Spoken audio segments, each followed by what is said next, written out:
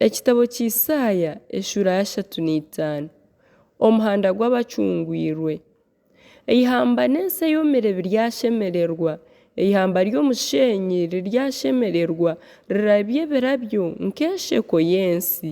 Riryarabye ebirabyo bingi munonga, ryesiime, rishemererwe, ryeshongore. Riryahebwa ekitiinisa kya Lebanoni n'oburungi bwa Karumeli na Sharoni. Biryareba ekitiinisa kya Mukama, oburungi bwa Ruhanga wiitu. Mugumye emikono etiine maani, muhamye amaju agatahamire, mugambire ab'omutima gw'obwoba muti, mugume mureke kutiina. Reeba, Ruhanga wanyu naija kuhora enzigu, nikwo kuzimuura kwe aryija abajune. Obwo amaisho g'empumi garyahumurwa, n'amatu g'effamatu garyigurwa, ekirema kiryaguruka nk'empara, n'orurimi rw'ekiteta rweshongore ahabw'okushemererwa, ahabw'okuba amaizi garyafumuka omw'ihamba n'emigyera omw'ihamba ry'omushenyi. Omushenyi gurikosya guryahinduka ekiyanja, n'ensi ekarangatiine ehinduke y'enshuro z'amaizi.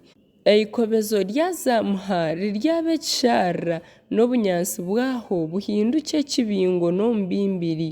Kandi haryabayo omuhanda rugendwa gwetwa omuhanda ogurikwera.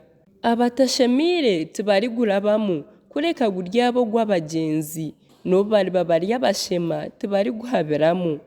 Tiharibayo ntare kandi enyamiishwa yoona enshaarizi teriguzamu, tizirishangwayo kureka abacungwirwe nibo barigugyenderamu. N'abacungwirwe Mukama baryagaruka biije Sayuuni nibeshongora, okushemererwa okutahwaho kuri aha maisho gaabo. Baryagira okushemererwa n'okunanuka kandi obusaasi n'okusinda biryakwata akakiro.